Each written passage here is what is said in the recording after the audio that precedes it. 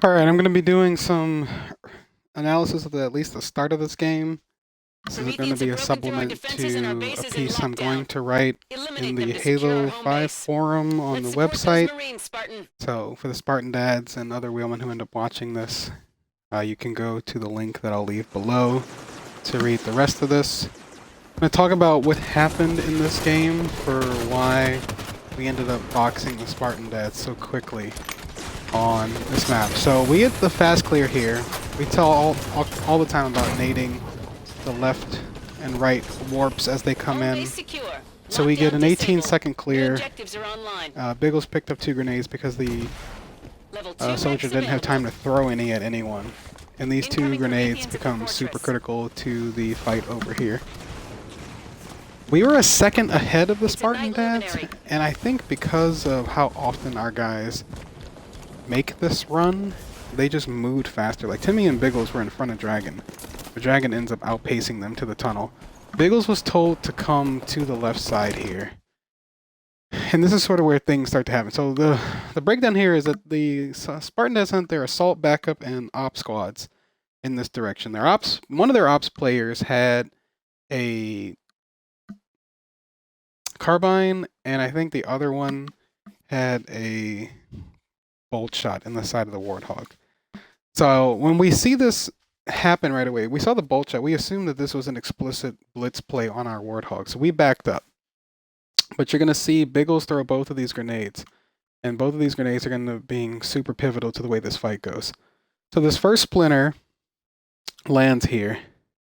This basically boxes their Warthog completely. And you're going to see a second grenade land here at the top of the stairs. So this guy's going to get no shielded. And I'm pretty sure Dragon's going to get credit for this kill. And then the next major thing that happens is COC accidentally kills No Funny Ideas, who has a carbine that would have been super huge in this fight here. Dragon's about to get an overkill here as the rest of us collapse on these guys. And we end up wiping everyone here. But the biggest thing that happens in this early game, I'm going to back up and show you from the... I'll let you see it in real time from Dragon's perspective since he gets the flashiest clip. Is that the betrayal on the COC gets on Funny. Everyone who was in a position to counter anything that we were doing at the start of this game.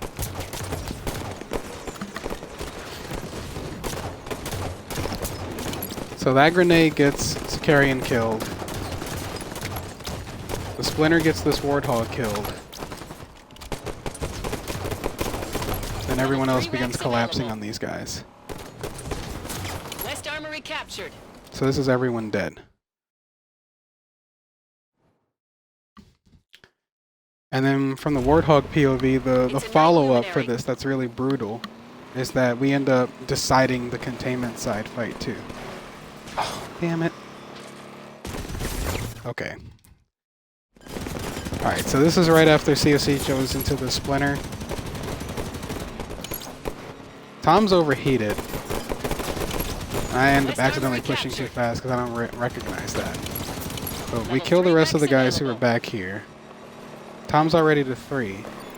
Enemy captured the and then Necro was the last guy alive in this fight. We killed him. And then Panda and Kryper are going to kill their containment player there. We come back over here into the Spartan Dad respawners and kill everybody trying to come down the middle of the road. And this is honestly where things start to go really bad because this is basically just Tom being really good. There's not a whole lot more to say about this. Tom's going to end up killing a bunch of people when he's weak that he shouldn't. Funny just can't hit the headshot here. This hog can't get in a position to finish Tom off. Start to gain some shields here, but he's still under pressure. I dodge the Warthog again. The gunners mutually no-shield each other.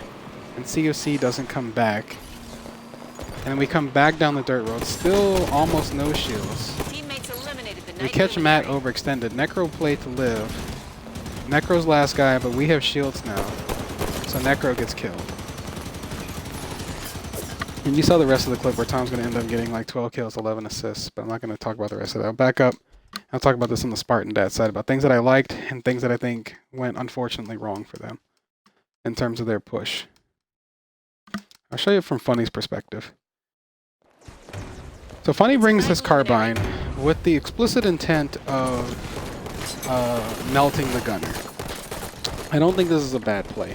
I just don't think it was properly coordinated because the Warthog didn't seem in on the play. I think what Funny would have needed to do was hug either closer to where Zen is on the left or hug really far to the right wall. That way the Hog could have potentially drawn aggro for him where his teammates could have. But because he ends up in the middle of the road, he engages our Warthog here. Now these are tough shots to make. The reticle's not red, so he's outside of the aim assist range. So he's not really hitting Tom. And then their Warthog accidentally kills him. Like, this is a legit betrayal. None of us had shot Funny at this point. So it's possible that the rest of these guys on the left here could have distracted Dragon, Tims, and Biggles long enough for Funny to push out maybe a little bit more to the right wall here and put shots into Tom to tilt this fight into their favor. But instead, CFC pushes into the Splinter and they just get killed. And this is a huge, huge loss on this side of the map because the rule we gave for this game was for Assault not to push, period, until the Warthog gunner was dead. As soon as Anubis died and CFC died, that was the signal for the rest of our team to collapse on everyone else who was alive because we knew we had numbers at that point. Now it looks like Tom's gun is broken again. We're not going to worry about it for this. And this is where the overcommit happens. And this is, again, like I've talked about this a couple of times. I'm not a fan of Rally Warthog. I think it's too fast for its own good. He accidentally hits this player here, weakens him. He comes over this too fast and has to slow down to regain control of his Warthog. He's fine up to this point here. Probably backed up again a little bit too fast here. But again, the weird speed of this ends up killing Funny, who's backing up into the Warthog. And then his own momentum carries him into a Splinter. Like, I guess he tunnel visioned on the fact that my Warthog was down there and knew that we needed to die. But this is not an ideal fight. You don't want to push into an enemy's vehicle when they have team support. The biggest thing that they really needed to do was just back up at this point. If they back up and start to retreat onto their side, they at least contest this area and keep this fight interesting. Instead, they're going to just get wholesale destroyed for this. So they're going to lose basically everybody but defense at the beginning of the game here. East Armory captured. They did get their armory though, so not all is lost. They cleared their armory solidly enough, and they have that forward spawn as a rally point. Like, even though everyone who came forward on their team died here, there's potential follow-up play here. So a bunch of their guys make the right choice here. They need to gain control of the dirt road on the left where Funny's dying, because they need to push back down to the fortress. And potentially they need to get somebody low into the fortress to contest that direction. But we have too many people high. So the next thing he needs to do here is he needs to kill Tom. I'm sorry. I got to back this up and make sure we have Tom's gun so you can see the way the damage is dealt right here. Alright, Tom's gun is active again. Oh my god, but now CFC's is not active. Holy shit. Alright. Sorry. I can't control the theater glitches. Enemy captured the West Armory. Wreck confirmed. East Armory captured.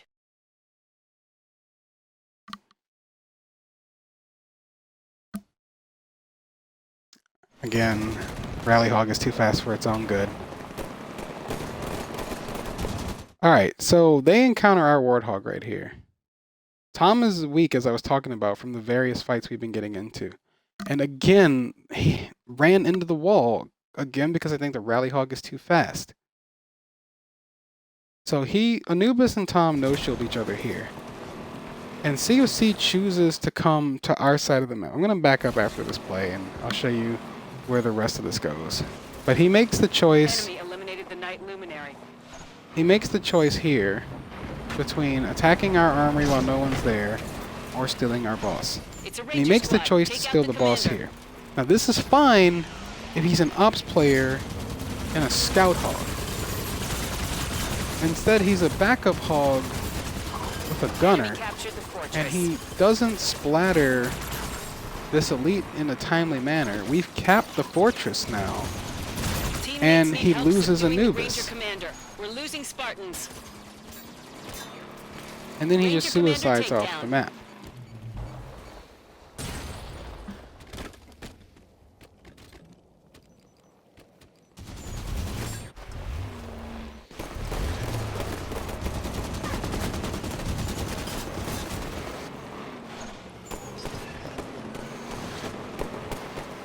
What I think he should have done here, understanding that the role of backup is to help assault, he should have turned back, because Anubis was going to get shields.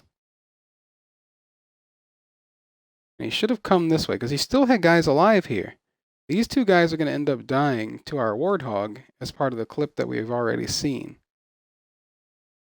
If their Warthog comes back down here, they have the potential to kill this Warthog because Tom's already weak. Even though Tom's a very experienced gunner, he's weak. He can be killed. That forces me out of play. Then their hog could have swept down here and killed, this is probably John, killed him, been behind Crypork and Panda, who might have turned and killed Anubis, but this would have opened up the map. And at this time, we're still about 15 to 20 seconds away from capturing the fortress. Like, there are a number of follow-up plays that they could have made in terms of what they could have, in terms of being over here. If they kill our Warthog out of position, none of our other assault players are alive on their side of the map at this point, except for, who is this? I think this is Timmy. Yeah, that's Timmy. That's his helmet. They kill these containment players and they move around here. All of our people in the back of the map killing the boss.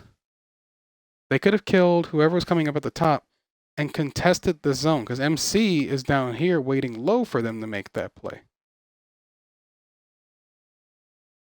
If they'd gotten here and contested, they would have had time on the map, because there would have been only 1 or 2 guys left on our team alive on their side of the map.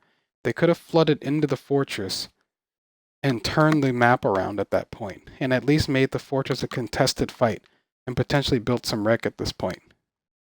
So this is a play that I just think is an ill-advised play. This is what I talk a lot about in terms of the squad system, what your role is. So right here, COC is making a decision. But he's already made the wrong decision at this point, in my estimation, as a backup player.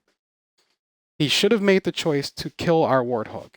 In terms of the way the system works, the backup hog has to win hog dominance on the map. You cannot go to the enemy side of the map and make ops-related plays as the backup hog in big games like this, because Tom is going off in this game at this point.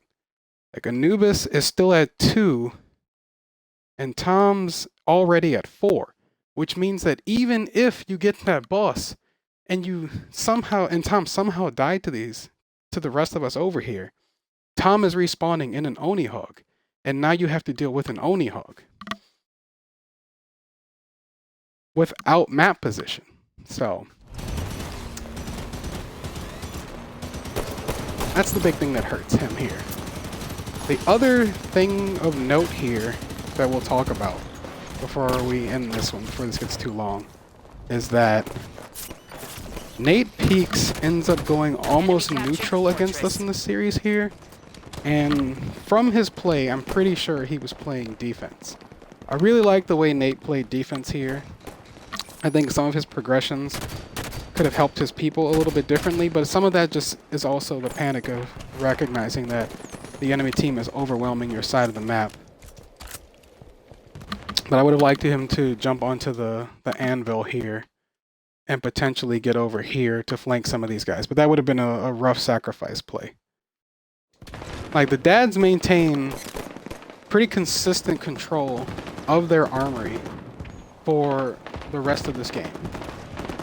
And that's really noteworthy. The stats show that they got heavily outslayed, but the stats also reflect that they were, even though they were getting outslayed, they were getting outslayed in team plays versus team plays. And they do organize a successful push onto our side. It's just that we're very good about zonal control, and we were able to counteract most of their plays. So at this point, the game is almost basically decided. There's not a whole lot more to talk about this at this point, unfortunately. Like, the biggest thing is because of how brutally they lost the opening here. We established so much early control of the map that there was no way they could come back at that point. And unfortunately, I think the accidental betrayal at the beginning, coupled with the choice to not engage our team by the backup hog, may have cost them the entire map.